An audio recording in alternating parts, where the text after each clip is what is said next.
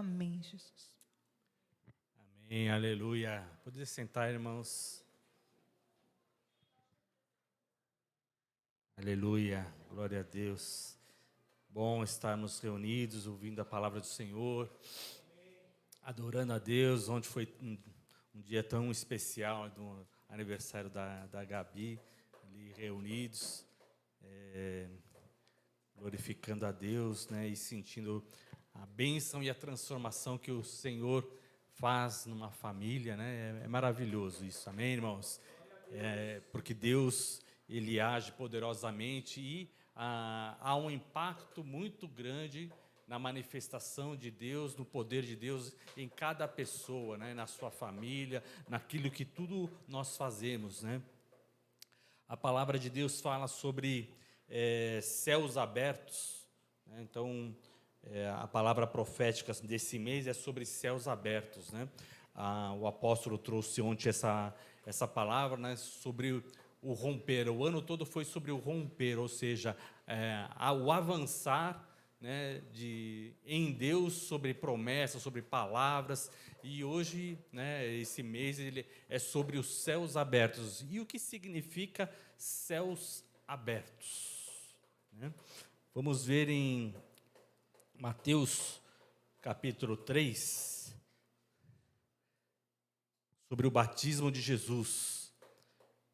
Mateus 3, verso 13, diz assim: por esse tempo, dirigiu-se Jesus da Galileia para o Jordão, a fim de que João o batizasse.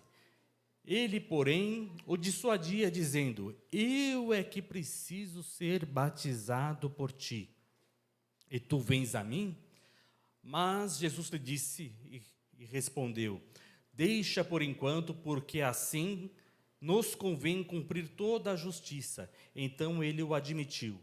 Batizado, Jesus saiu logo da água, e eis que se lhe abriram os céus, e viu o Espírito de Deus descendo como pomba, vindo sobre ele. E eis uma voz do céu que dizia: este é meu filho amado, em quem tenho prazer. Aleluia, aplauda ao Senhor, glorifique o nome do Senhor.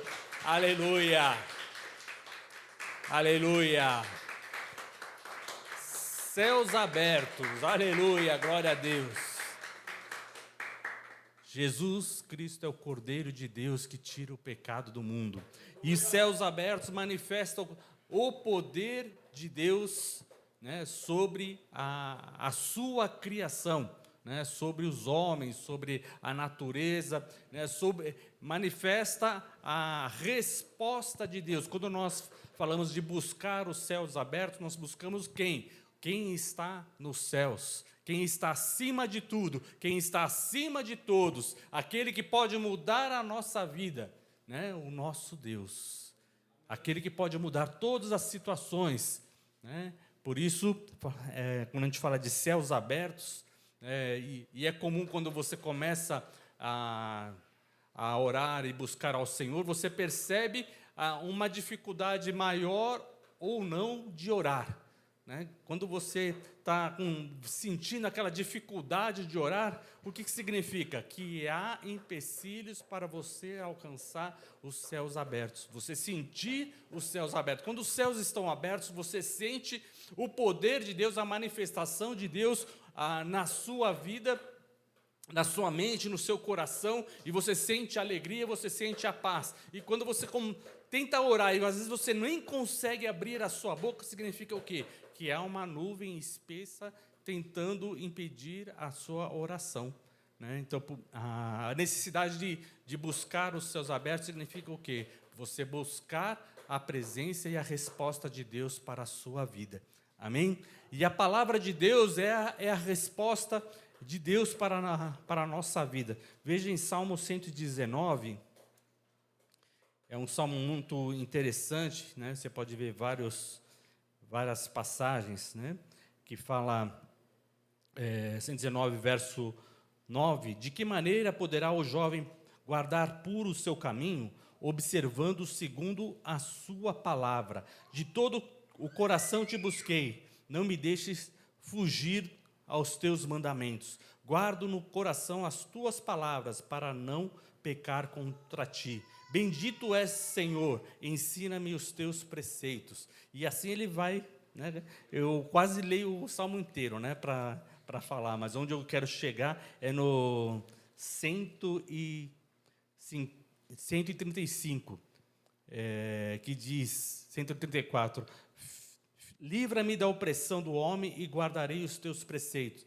Faze resplandecer o rosto sobre o teu servo e ensina-me os teus decretos. Então, quando a gente começa a buscar os céus abertos, ou seja, a presença de Deus, a palavra de Deus sobre as nossas vidas, nós entendemos que quem está acima de tudo é o Senhor. E o Senhor é a luz, né? O Senhor é a minha luz e a minha salvação. De quem terei medo? Então, quando os céus se abrem, nós vemos o sol da justiça, que é o nosso Deus, que resplandece, né? Então, quando nós estamos no verão, né, e quando o sol está um céu limpo, né, quando se está sem nuvens, a gente fala o quê? O céu está aberto, né? Bora à praia, né? Bora, né, sentir o calor, desfrutar do sol, daquilo que representa ali o verão, que é muito calor, mas também a chuva, a água vem para nós de maneira abundante na nossa terra, né? Nós precisamos da água para encher as represas, para nós bebermos e suprir as nossas necessidades. E a água aqui, por exemplo, em São Paulo, ela vem no verão, né? É de novembro a fevereiro, praticamente, né? Aqui em São Paulo. Então, tem que chover o suficiente para encher a represa nesse período. Por quê? Porque depois chove, mas não o suficiente para aumentar o nível da represa. O máximo que chove é para manter o nível onde está.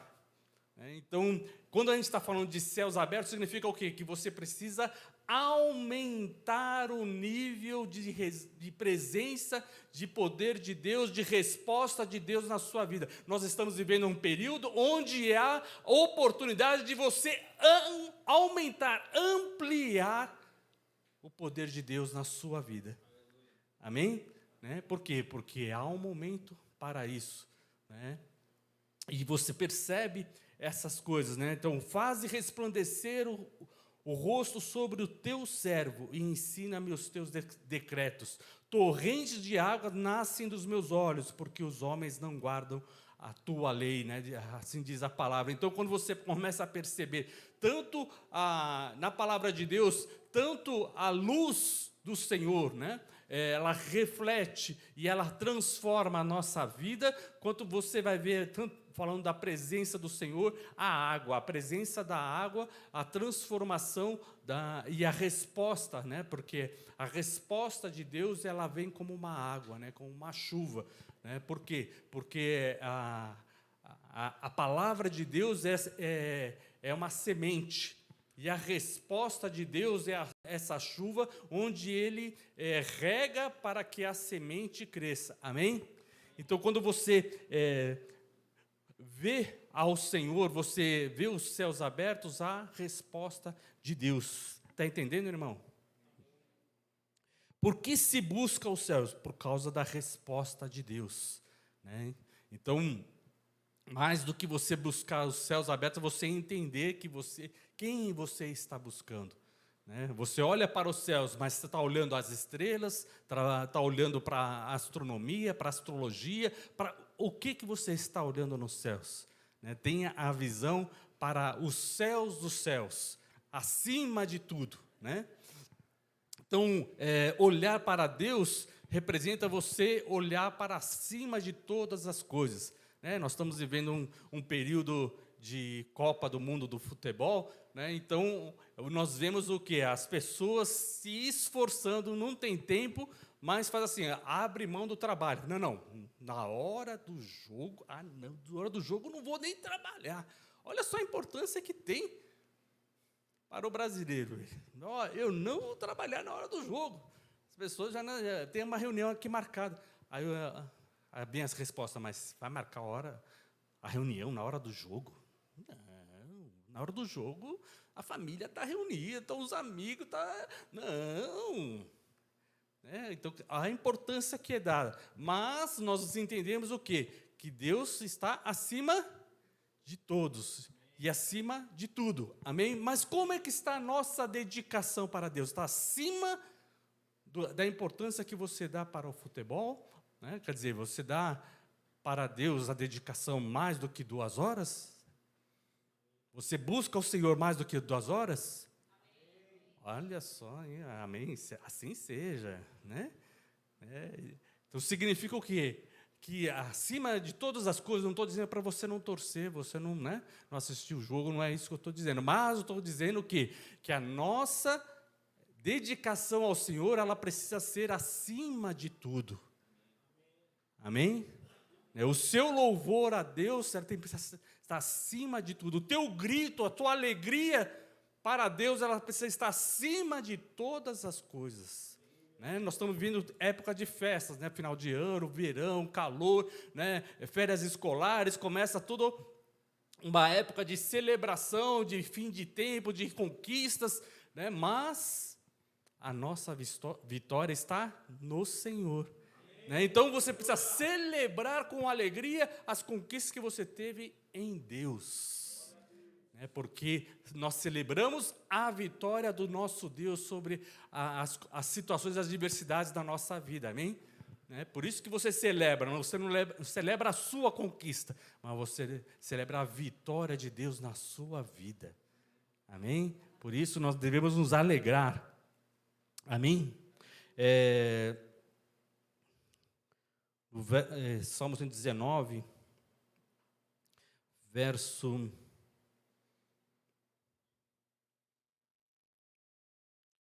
Perdi aqui qual era o verso que eu queria falar, onde ele fala da palavra do Senhor, que ela é maravilhosa, né, que ela é perfeita. Verso 139, virou a folha aqui, por isso que eu não achei, né, não ia achar. Virou a folha, não ia achar mesmo, né? Aleluia. Verso 140. Puríssima é a tua palavra, por isso o teu servo a estima. Pequeno sou e desprezado, contudo não me esqueço dos teus preceitos. A tua justiça é justiça eterna, a tua lei é a própria verdade. Aleluia. Então, na hora de a gente falar assim, vou buscar os céus, né, nós temos que nos voltar para a palavra de Deus, para estudar a palavra de Deus, para entender o que a palavra de Deus diz sobre a verdade, sobre a transformação. Então, quando você começa a olhar e considerar que a palavra do Senhor é puríssima. Então, para você ter uma transformação na sua vida, conforme você considera a palavra do Senhor pura, a tua vida vai se transformar. Assim como quando uma mulher começa a se enfeitar, né, ela pega lá, se ela ganhar uma joia de ouro, de diamante, né, e ela começa a fazer os colares, os brincos, o que ela se sente? Ela se sente um diamante. Ela se sente o quê? Uma pedra preciosa, ela se sente um rubi, não é isso? Por quê? Porque ela está pegando e tocando e utilizando coisas que são puríssimas, que são caras, que são raras, amém? E quando nós consideramos a palavra do Senhor puríssima, né, um ouro refinado, aí você começa a ler a palavra, pensando, eu preciso mais e mais da palavra do Senhor, porque é uma preciosidade que transforma a minha vida, amém? Né? Porque este é o caminho de transformação. Quando Jesus nasceu, né, vemos lá em Lucas 2, Lucas 1, agora é 1 ou 2? Decide aí. Vamos abrir a palavra e teremos a resposta.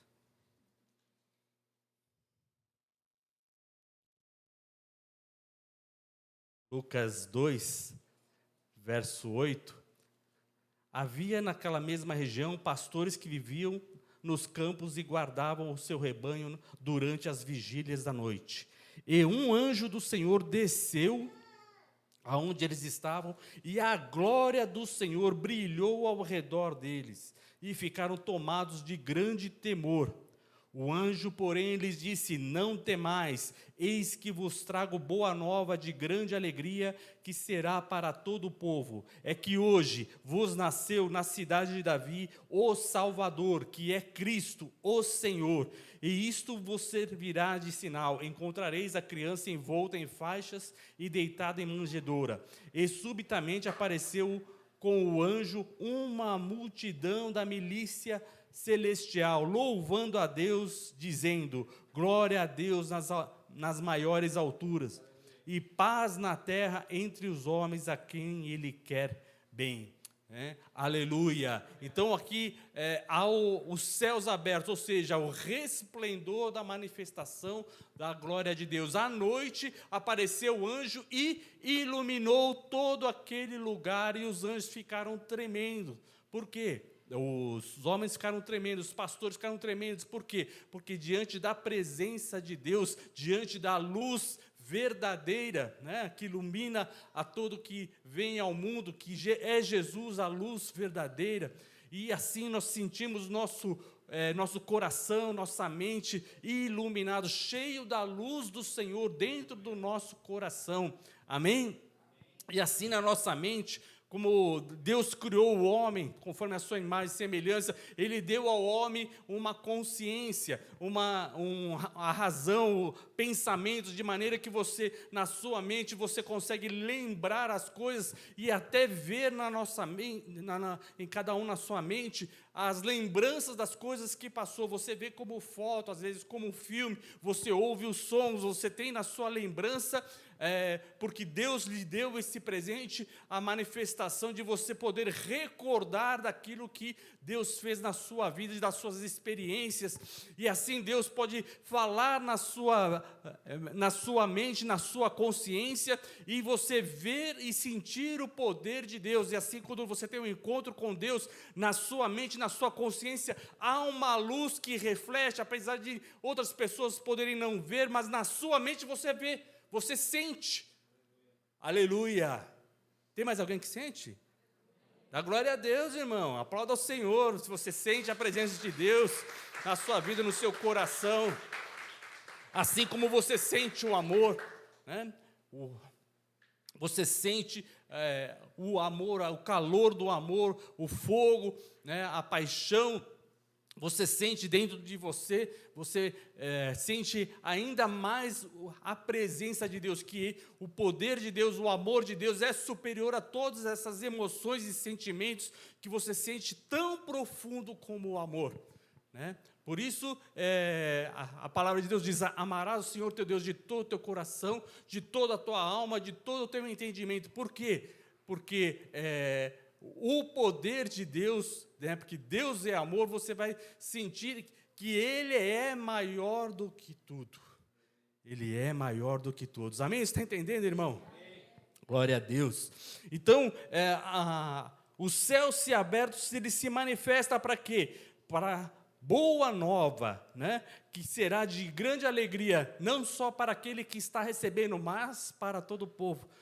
Olha só, a mensagem de Deus, a mensagem não é só para aquele que vê e sente os céus abertos, que vê o testemunho. Aqui, os anjos estão dizendo para os pastores: olha, essa será uma grande alegria, não só para vocês que estão vendo essa visão maravilhosa do poder de Deus, mas será para todo o povo. Amém?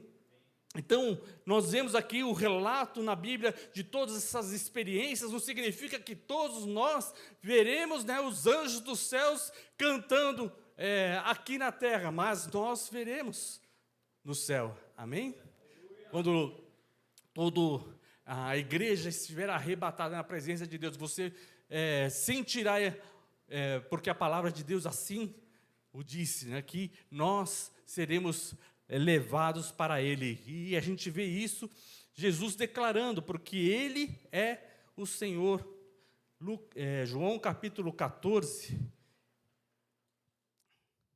diz assim: não se perturbe o vosso coração, crede em Deus, crede também em mim. Na casa de meu pai há muitas moradas. Se não for assim, eu vou-lhe teria dito, vou preparar-vos lugar. Mas ele diz: crede em Deus, crede também em mim. E é muito claro, porque muitas pessoas começam a falar e a buscar a Deus,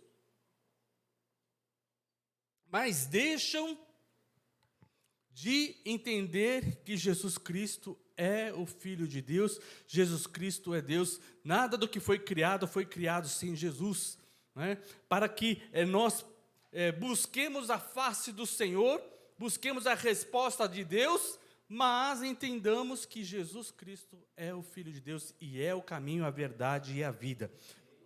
Amém? E ele diz: e quando eu for vos preparar lugar, voltarei e vos receberei para mim mesmo, para que onde eu estou estejais vós também. E vós bem sabeis o caminho para onde eu vou. Disse Tomé: Senhor, não sabemos para onde vais. Como podemos saber o caminho? É interessante porque Jesus disse primeiro: vocês sabem o caminho. E ele disse: não, eu não sei.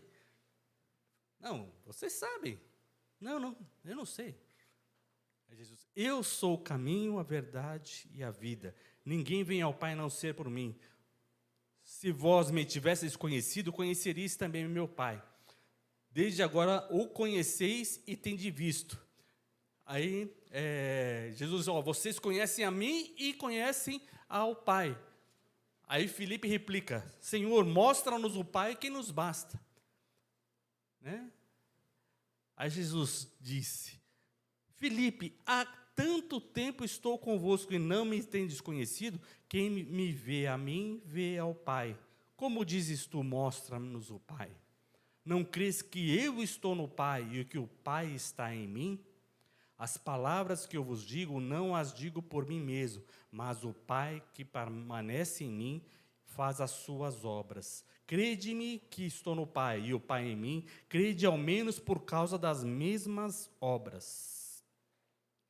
Então, quando a gente vê a relação da comunhão, quando Jesus disse: arrependei-vos, porque é chegado o reino dos céus. O que significa? Significa que Deus, na sua decisão, Ele quer que os céus estejam abertos sobre todos os homens, mas mais do que isso, Ele quer o quê? Que o reino de Deus, o reino dos céus, esteja na terra.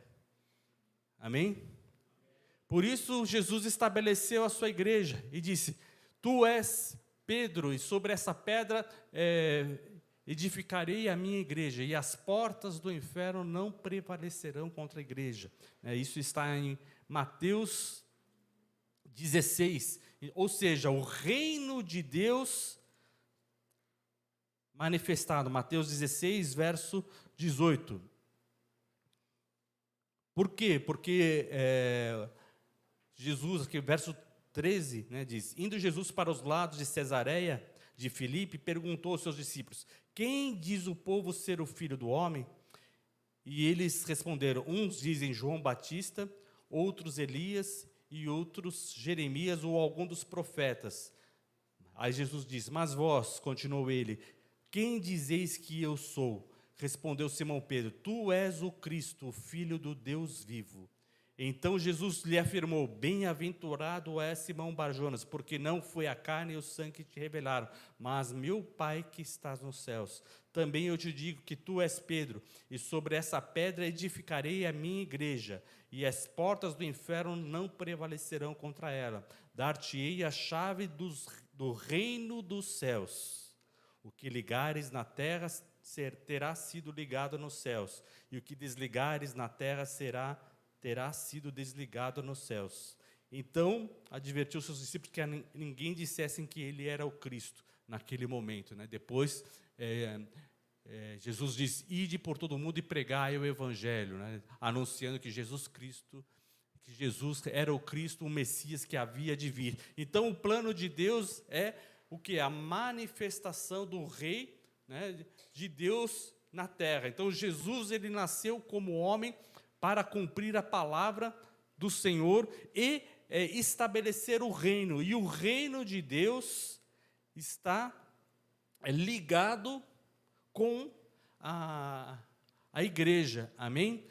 Porque Jesus diz assim, ó, dar-te-ei a chave dos reinos dos céus. Então, a igreja, ela está com a autoridade dada por Jesus da ligação do reino dos céus. Então, os céus abertos, ela está ligado com a igreja, amém?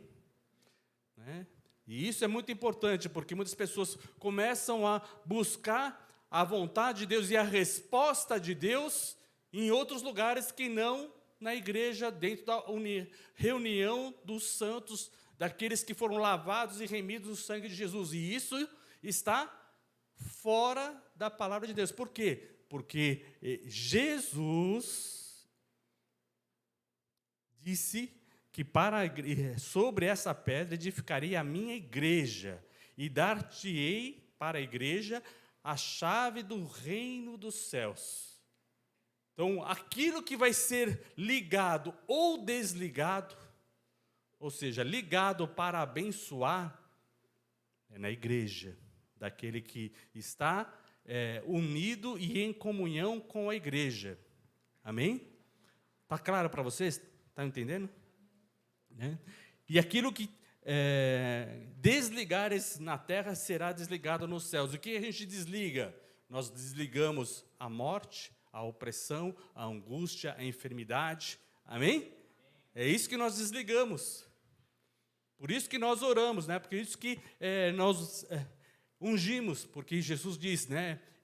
Impor as mãos sobre os enfermos, né? Doentes, orar. Por quê? Por que o crente tem que orar toda hora? Porque nós temos a atribuição de ligar as coisas para a bênção na igreja, né? E de desligar também aquilo que é mal. Por isso que o crente precisa orar. Está entendendo? Né? E Jesus, ele ensinou uma oração, certo? Por quê? Porque a igreja precisa orar para que o reino dos céus, né, para que seja manifestado os céus abertos, a vontade de Deus, né, sobre a igreja. Porque quando Jesus foi batizado, Deus se manifestou e disse, este é meu filho amado, a ele ouvi, em quem tenho prazer, ou seja, ele cumpre a minha vontade. E Jesus estabeleceu na sua vontade a maneira de operar na terra. E isso ele chamou os seus discípulos, amém? E ensinou os seus discípulos a orarem. E qual é a oração que Jesus ensinou? Mateus 6, verso 9.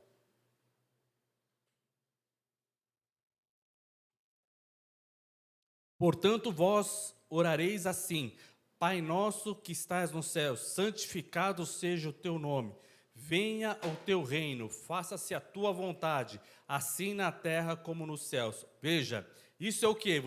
Nós estamos ligando os céus na terra. Amém? Ou seja, Deus quer que você tenha paz na terra. Deus quer que você tenha vida, e vida com abundância. Satanás veio para matar, roubar e destruir. Jesus Cristo veio para que nós tenhamos vida, e vida em abundância. Por isso ele estabeleceu a sua igreja, e nos salvou, e nos lavou, e nos redimiu dos nossos pecados, para que nós fôssemos povo santo. Né? Ele nos adquiriu e nos transportou das trevas para o reino do seu amor.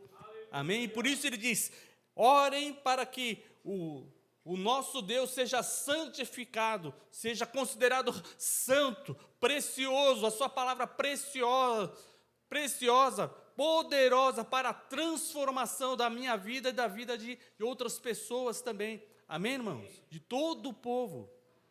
Está entendendo? Santificado seja o teu nome, seja feita a tua vontade, assim na terra como no céu. Ou seja, a vontade de Deus não é que os homens se percam, que os homens sejam destruídos, que os homens morram de enfermidades, passem de pragas, tristezas, angústias. Não é essa a vontade de Deus. Mas pelo homem estar fugindo da vontade de Deus, todas essas coisas acontecem. Mas nós somos chamados para orar, para interceder, para mostrar o caminho da salvação, de restauração, de cura, de libertação dos pecados. Amém? Amém. Aleluia. Então, todos que estão na igreja são chamados para esse ministério. Amém? Amém. E nós caminhamos e somos, pelo testemunho, pela vida de testemunhos, nós vamos passando a ter mais responsabilidades dentro desse ministério que é a igreja. Amém? A igreja é o ministério de Jesus. Por isso que ele veio, operou a cura, anunciou a palavra, tudo aquilo que estava escrito, ele veio e honrou o Pai, mostrou que Deus, Criador do universo, ligando com a terra, ao sentido de que Deus é o nosso Pai.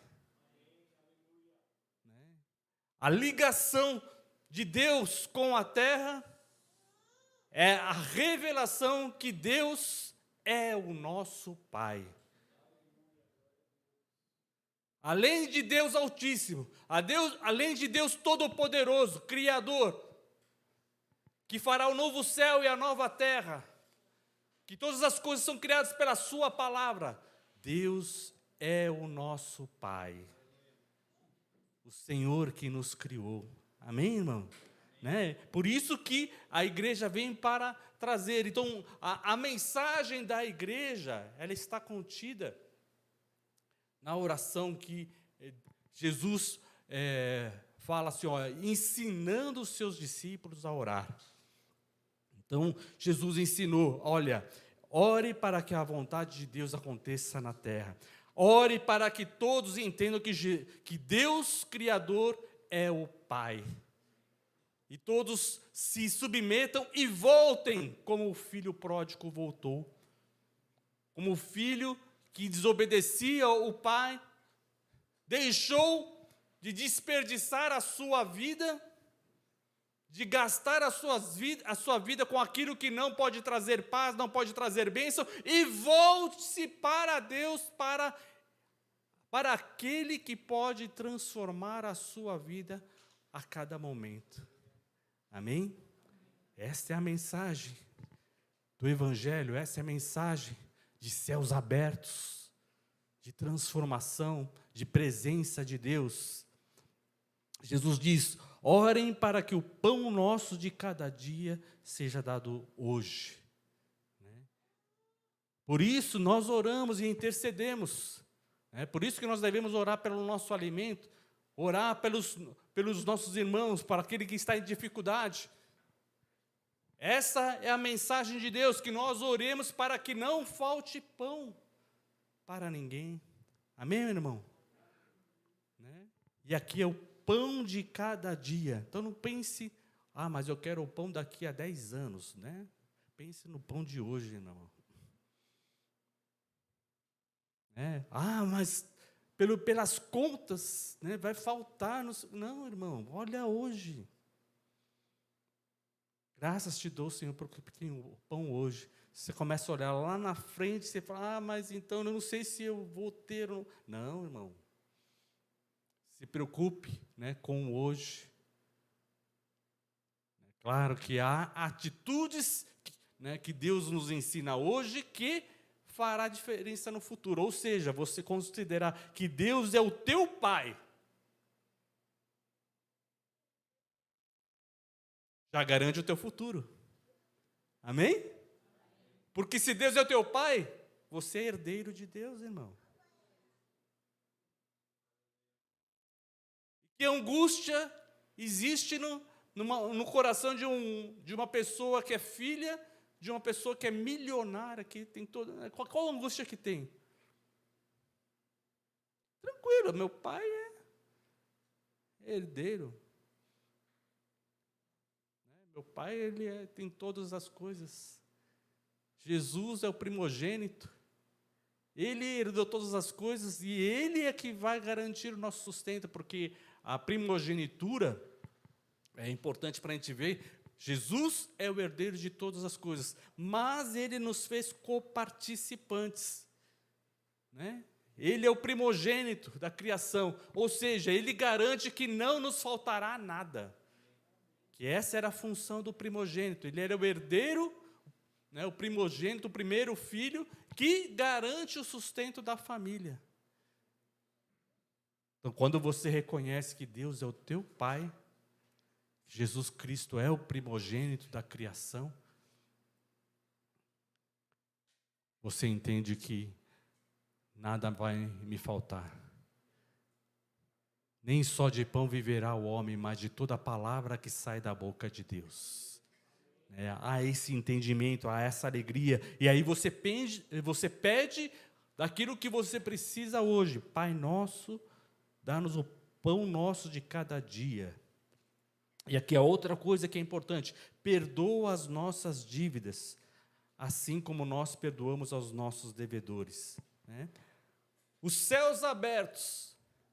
A dificuldade que nós temos, que nós criamos para nós mesmos é o quê? O pecado. Não perdoar.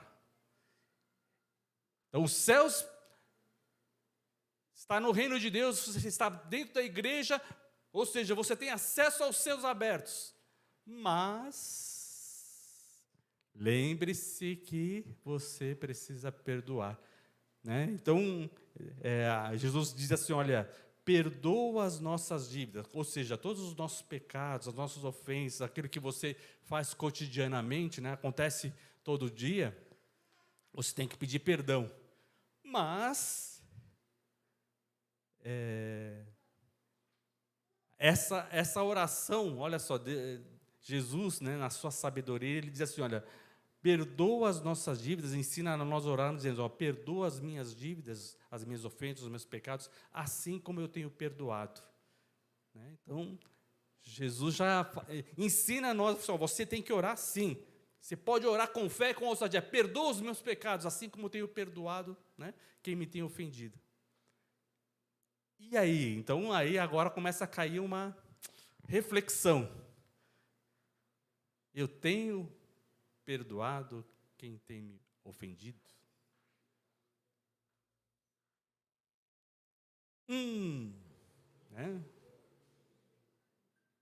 Misericórdia, Deus é misericordioso, Jesus diz, bem-aventurado aquele que é misericordioso, porque alcançará misericórdia. Então, a importância de nós entendermos que Deus é misericordioso, e Ele pede que nós também sejamos misericordiosos, para alcançarmos a misericórdia. Então, a nossa luta diária pode ser muito atribulada se nós tivermos dificuldade. Mas pastor, você não sabe a luta que eu passo. A pessoa faz todo dia isso. Em Mateus 18, Pedro, ouvindo o ensino de Jesus, Pedro ele pensou assim, Jesus, tu me conheces. Até quantas vezes no dia eu posso perdoar ao meu irmão? Até 7? Olha só, Pedro está pensando assim, eu sou um homem fervoroso. Isso está em Mateus 18.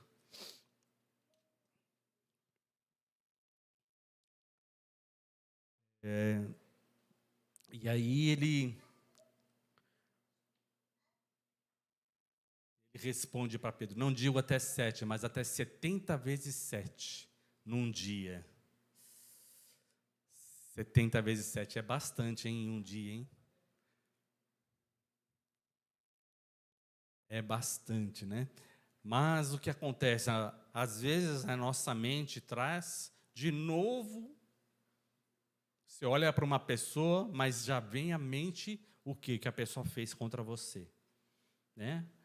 Deus colocou uma lembrança, você, Senhor, por que toda vez que eu olho aquela pessoa, eu lembro do mal que ela me fez? Os céus estão abertos, então todas as coisas estão claras. Então, por que será que está vindo essa imagem, justamente daquilo que a pessoa fez contra você? Será que você, né, conseguiu perdoar a pessoa, né? Porque se você tivesse conseguido perdoar a pessoa, na hora que você olhasse para a pessoa, você ia lembrar do quê? De um momento de alegria. Alegrai-vos sempre no Senhor. Alegrai-vos. Né? Como é que você vai sempre se alegrar? Você vai sempre se alegrar quando você olhar para as pessoas e lembrar dos momentos de alegria que você viveu. É assim que você vai se alegrar. Né? Se você olhar para uma criança, você vai e lê, dá risada, já por quê? Porque você lembra como ela olhou para você e sorriu. Você, olha só, que bom. Tal. Não é só de você olhar para a criança, você já lembra, tal, vai chegar aqui meu netinho. Vai chegar o netinho, logo lembro que tem uma boa lembrança. Aí, quando as crianças vão crescendo mais, aí, às vezes, a mãe vai lembrar da ofensa que o filho fez. É assim que uma mãe lembra, né? Quando chega um filho, lembra, ele falou isso para mim. Não. A mãe e o pai, eles sempre têm boas lembranças dos filhos. Às vezes os irmãos não. Mãe, você não lembra o que ele falou para você? Pai, você não lembra o que ele fez? Né? Por quê? Porque os irmãos... Me disseram uma vez, os irmãos precisam se converter.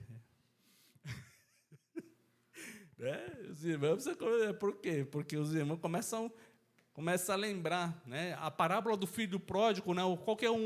Qual que foi a dificuldade ali na reconciliação? Foi o pai com o filho? Não, mas foi o irmão com o irmão. O quê? Ele voltou aqui, cara de pau. Não é possível. Como é que você vai fazer uma festa para ele? Para mim não fez, né? Para mim não fez, mas para ele vai fazer. Né? Como a dificuldade de nós entendermos e perdoarmos, né? E ter uma vida restaurada. Né? É aí que a gente percebe o mal que entrou no nosso coração. Né? E por isso que nós precisamos pedir perdão para manter o nosso coração puro. Né? Por isso Jesus diz, bem-aventurados os limpos de coração, porque eles verão a Deus. Né? Por isso Jesus ele nos ensina a orar. Para quê? Para que nós sejamos com o coração limpo e vejamos a Deus. Isso é um grande mistério. Então, ou seja, não é que Deus não esteja visível, nós é que estamos cegos. Jesus veio para curar os cegos. Jesus veio para curar os surdos. Jesus veio para curar os mudos. Né? Então, você pode abrir a sua boca para glorificar a Deus. Se Deus curou a sua boca, você pode glorificar a Deus. Você pode interceder. Amém, irmãos? Você pode fazer essa oração que Jesus ensinou. Está compreendendo, irmão? Né? Então, os céus abertos, eles trazem uma transformação. Não nos deixes cair em tentação, mas livra-nos do mal. Ou seja, nós precisamos orar para desligarmos o mal nas nossas vidas e naquilo que tem acontecido. Por isso que a igreja ora. Por isso que a igreja unge, por isso que a igreja intercede, por isso que nós nos preparamos e nos preocupamos em cuidar do ambiente da igreja e ungir a igreja para receber os irmãos. Ou seja, nós estamos preocupados em desligar todo o mal que foi lançado contra nós. Amém? Isso faz parte da oração que Jesus passou para nós como ministérios. Amém? Ou seja, a ação dos discípulos é ministério. Nós temos o que fazer. Alô?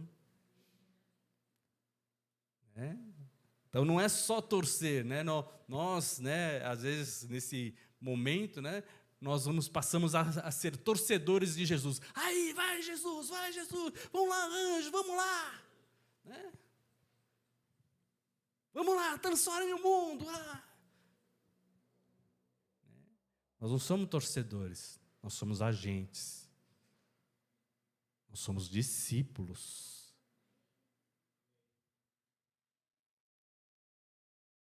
E às vezes nós nos vestimos com roupas do Evangelho, mostrando um salmo e tal, mas às vezes a nossa mente está como torcedor. Vamos lá, tem esse pedido de oração aqui, pede lá, vamos ver se os anjos fazem alguma coisa, vamos lá, vamos ver lá se Deus manda lá, uma falange, olha, estou vendo lá os céus abertos, descendo, os anjos subindo, olha só, vamos lá, vamos ver, eles vão fazer alguma coisa. Mas Jesus ensina, perdoa as nossas dívidas assim como nós perdoamos aos nossos devedores. Não nos deixes cair em tentação, livra-nos do mal, pois teu é o reino, é o poder e a glória para sempre. Porque se perdoardes aos homens as suas ofensas, também o vosso Pai Celeste vos perdoará. Se, porém, não perdoares aos homens as suas ofensas, tampouco o vosso Pai vos perdoará as vossas ofensas. Verso 22, são os olhos a lâmpada do corpo. Se os teus olhos forem bons, todo o teu corpo será luminoso. Se, porém, os teus olhos forem maus, todo o teu corpo estará em trevas. Portanto, caso a luz que há em ti sejam trevas, que grandes trevas serão. Então aqui Jesus coloca as atitudes que os discípulos precisam ter. Amém? Então, a conversão não é de conversão daquele que não era para ser torcedor de Jesus. Torcedor pelos cristãos. Eu tenho uma torcida, tenho lá uma igreja, eu tenho um ministério, eu coloco a bandeira, olha aqui, está aqui, nosso ministério, está aqui, vestir a camisa, tal.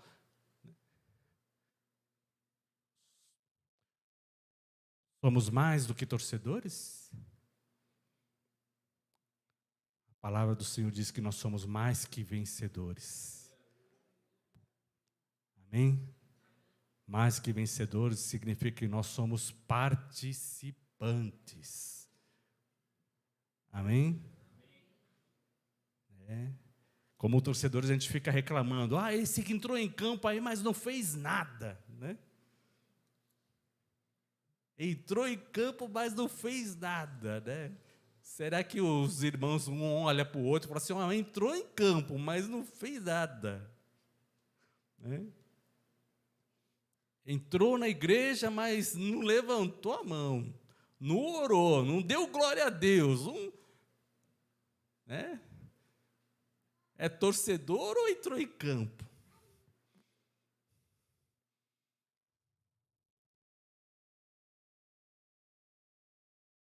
Perdoem a analogia com o futebol, Mas às vezes pela nossa nação é mais fácil de entender, Mas será que nós somos atuantes, servos, discípulos atuantes, Nós precisamos ser, Amém? Está entendendo o que você precisa ser? Né? Por quê? Porque Deus se manifesta, Deus mostra, e Ele fala assim, olha, a luz que há em ti precisa ser grande. Né? Vós sois a luz do mundo. Né? Jesus, por quê? Porque a palavra é direcionada a nós. Jesus é a luz do mundo. E quando Filipe disse, mostra-nos o Pai, né? Então, às vezes a gente fica pensando assim, olha, eu quero adorar ao Senhor e eu quero entrar na presença do Senhor porque eu quero ver Deus.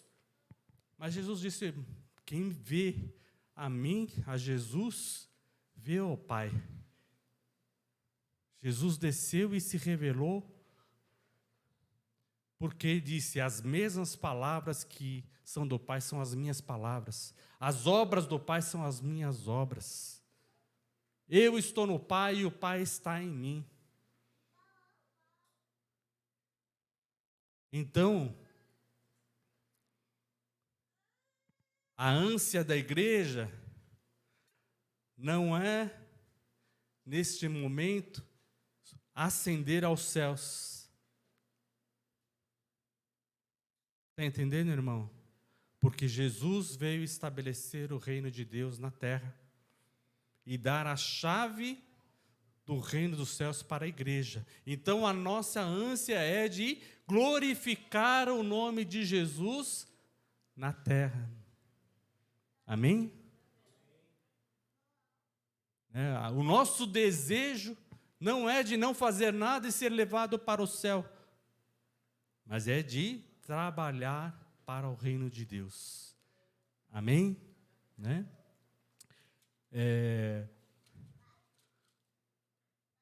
Eu comecei a ler o Sermão do Monte, Mateus 5, e eu gostava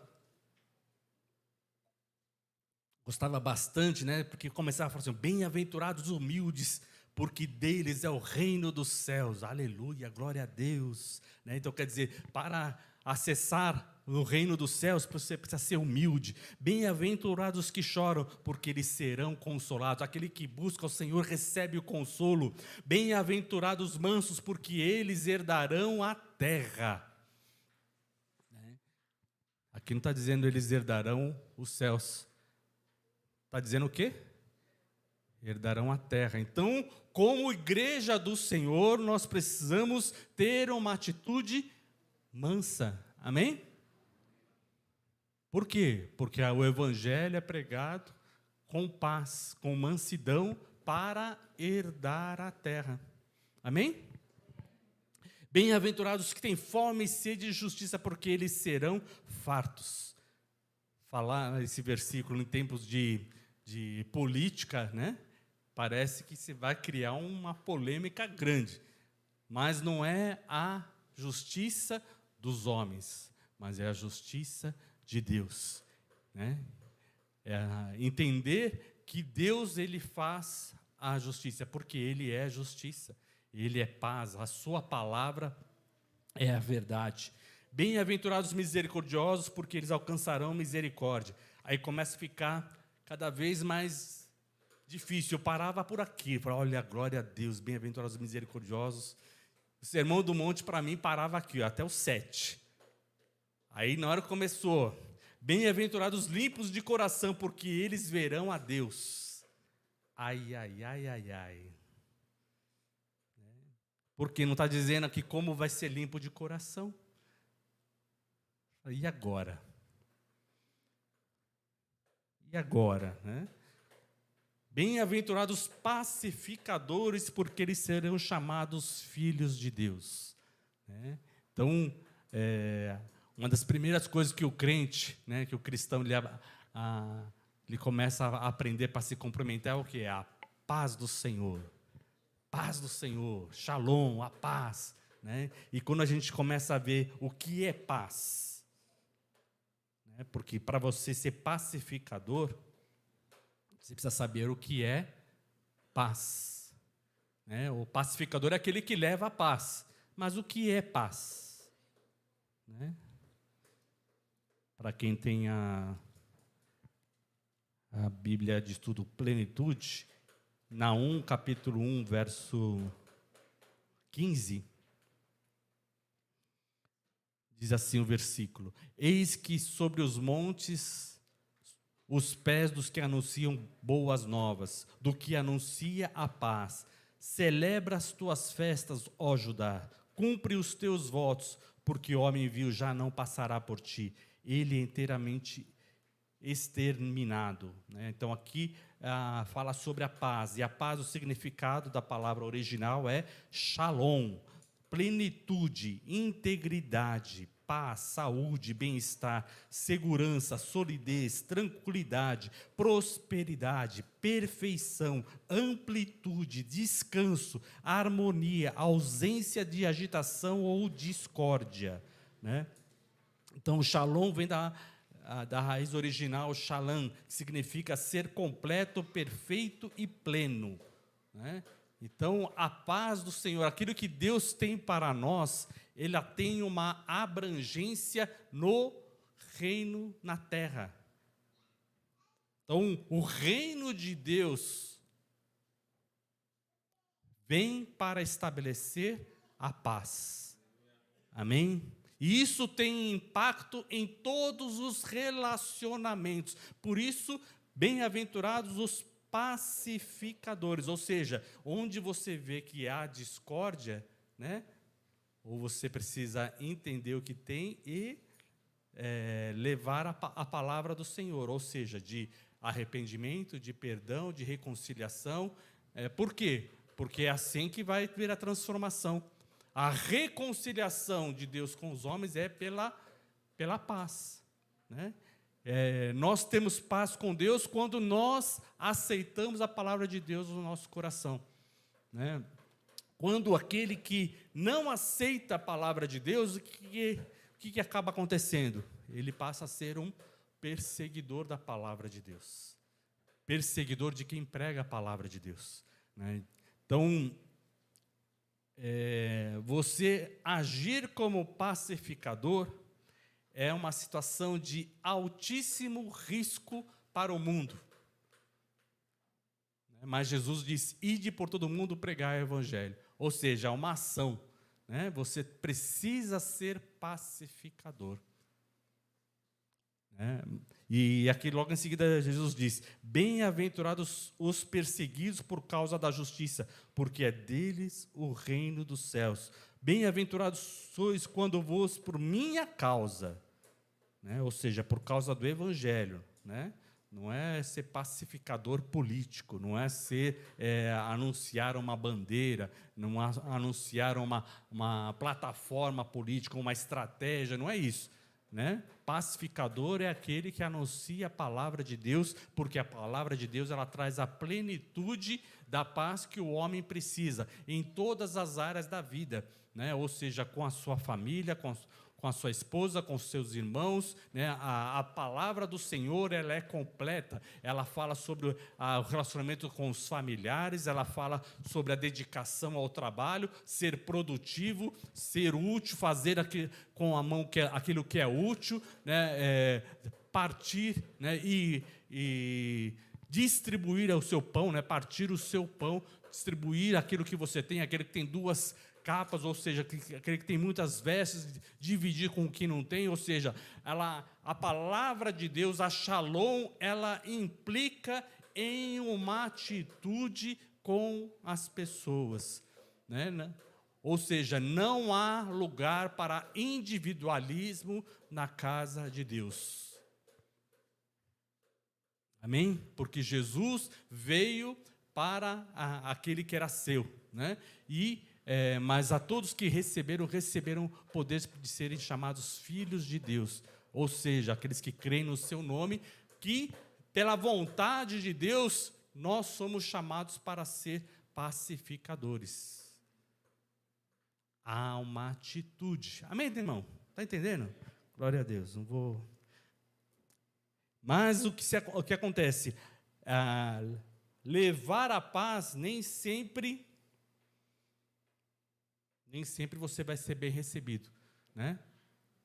Então, Jesus foi bem recebido por muitos, mas também muitos outros, né, quiseram o matar, e quando Jesus permitiu, ele foi preso, né, foi crucificado, e quando ele estava para morrer, Jesus disse: está consumado. Tudo a obra do Senhor não pode ser anulada, a palavra do Senhor não pode ser desfeita. Então, Jesus disse: estava consumado. Então, a morte foi vencida, o pecado foi vencido, e assim nós temos a vida. Mas é difícil chegar a partir do verso 9, aí, ser pacificador. Bem-aventurados que forem perseguidos, porque aquele que anuncia o Evangelho, aquele que é ministro de Deus, aqui começa a falar o comprometimento daquele que serve a Deus. O comprometimento daquele que serve a Deus é ser pacificador. E entender que a perseguição já está escrito na palavra. A gente já sabe que vai acontecer. Então, aquele que é servo de Deus e começa a anunciar, e começa a falar sobre a paz e a reconciliação, adversidades vai passar. Mas quer ser profeta, quer ser servo de Deus sem levar a pacificação? Como isso vai acontecer? Verso 12 diz: regozijai-vos e exultai, porque é grande o vosso galardão no céu, porque assim perseguiram os profetas que viveram antes de vós. Os profetas foram perseguidos, mas muitos querem ver os céus abertos, querem ser profetas, querem ter visões de Deus, mas os profetas foram perseguidos, Porque os profetas amaldiçoavam? Não, porque eles pacificavam, porque eles levavam a palavra de Deus e a paz, que é o homem se reconciliar com Deus. Essa é a paz. Não adianta a gente querer levar a uma paz onde não haja o Evangelho de Jesus Cristo. Essa paz é infrutífera, é temporária, é enganosa. O mundo busca uma paz, uma paz política, onde não haja guerra, onde não haja derramamento de sangue, onde haja liberdade total, dos direitos civis. É uma paz que o mundo está buscando, mas não é uma paz como Jesus prega. Isso nós precisamos entender. A paz que o mundo prega não é a paz que Jesus prega. Porque a paz que Jesus prega é a paz de reconciliação com Deus. Então, e nisso a gente precisa entender. Às vezes, há intenções e ligações políticas, que às vezes algumas igrejas, alguns ministérios se envolvem, anunciando e querendo levar a paz que o mundo dá. A nossa palavra, o Evangelho, é levar a paz que Deus vai dar, através da reconciliação com Deus. Não adianta querer fazer outras coisas sem o arrependimento e a conversão à palavra de Deus. O mundo só vai ter paz quando todos se converterem a Deus. Querer buscar outra paz que não é a paz do Evangelho, não é esse caminho, nem se envolva com isso. Por quê? Porque é perda de tempo. Não foi para isso que nós somos chamados. Quando Jesus chamou os seus discípulos, dentre os seus discípulos, ele chamou um que era Zelote. O Zelote era o Simão, que era chamado de Zelote. Zelote era um partido político que queria a libertação do povo de Israel do Império Romano. Então, ele era um partido, ele era um membro, mas para ser discípulo de Jesus, ele teve que deixar de ser Zelote. Está entendendo? Por quê? Porque Jesus disse: vem e segue-me. Ele teve que deixar de ser Zelote, irmão. Não dava para querer a libertação pelos instrumentos de formar um partido, de querer se armar e querer fazer e levantar um exército. Não dá. Por quê? Porque Jesus é pacificador. O Evangelho é para levar o perdão, o arrependimento, levar a misericórdia e a reconciliação com Deus. Esse é o Evangelho. É mostrar que Jesus Cristo é o caminho. Quem vem a Jesus está vindo para o próprio Pai, porque Jesus é igual ao Pai. O Pai está em Jesus. Por isso não adianta a gente querer pregar a Deus sem Jesus. Um evangelho que fala de Deus, mas não fala de Jesus, é vazio. Não vai levar a palavra. Não vai levar o reino de Deus, porque o reino de Deus na terra foi, a igreja é o reino de Deus na terra, onde nós ligamos, onde é ligado, porque Jesus, ele deu as chaves do reino para a igreja. O reino de Deus não é desse mundo, mas a igreja está nesse mundo, ligada com o reino de Deus. Amém? E não é possível fazer o reino de Deus, operar no reino de Deus sem Jesus. Quando a gente percebe isso, a gente pode dizer, sem Jesus não sou nada. Amém? Você crê nisso? Né? Não cheguei na metade, mas agora eu vi que tem um relógio ali, ó.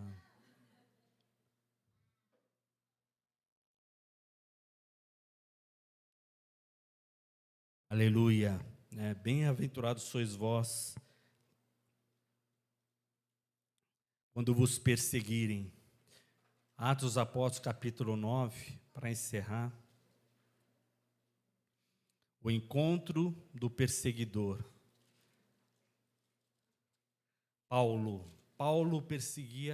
Saulo perseguia os cristãos, porque ele ouvia a palavra de pacificação, mas ele não entendia que Jesus, era a imagem do Deus invisível. Ele não estava compreendendo isso, e ele começou a perseguir os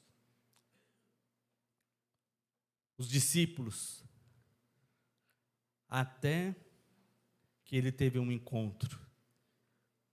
Atos dos Apóstolos, capítulo 9, verso 1. Saulo, respirando ainda as ameaças e a morte contra os discípulos do Senhor, dirigiu-se ao sumo sacerdote e lhe pediu cartas das sinagogas de Damasco, para as sinagogas de Damasco, a fim de que, caso achasse alguns que eram do caminho, os cristãos eram chamados de do caminho, porque Jesus Cristo é o caminho, a verdade e a vida. Então, eles primeiro começaram a se identificar. Quem é você? Eu sou do caminho de Jesus, eu sou de Jesus. Aqueles que eram do caminho, assim homens como mulheres, os levasse presos para Jerusalém. Seguindo ele estrada fora, a aproximar-se de Damasco, subitamente uma luz do céu brilhou ao seu redor, e ele, caindo por terra, ouviu uma voz que lhe dizia: Saulo, Saulo, por que me persegues? E ele perguntou: quem és tu, Senhor? E a resposta foi: eu sou Jesus, a quem tu persegues.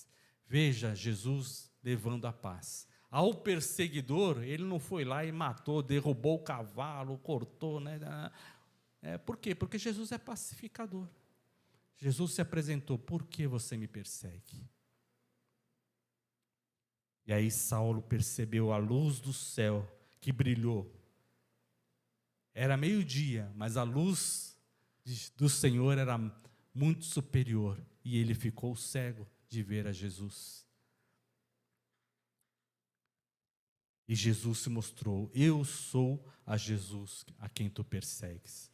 Então, e aí como ele se converteu, ele passou de ir contrário, por isso que a gente fala de conversão, aquele que não está mais contra Deus, mas a favor de Jesus.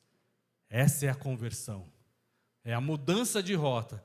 Nós não estamos mais contra Deus, não estamos mais contra Jesus, mas a favor de Jesus. porque em Jesus está a manifestação completa de Deus. Crede em Deus, crede também em Jesus. Crede em Jesus, porque Ele é o caminho, Ele é nosso Senhor e Salvador. E assim nós veremos a luz do Senhor sobre as nossas vidas e podemos caminhar e orar. Amém? Quem é Jesus para você? Qual a oração que você tem feito? É a oração que Jesus ensinou? Qual o entendimento que você tem da oração do Senhor? Qual é o compromisso que você tem, que nós devemos ter com Deus? Convido você a ficar em pé, orar. Você quer céus abertos para a sua vida? Você quer a resposta de Deus para a sua vida?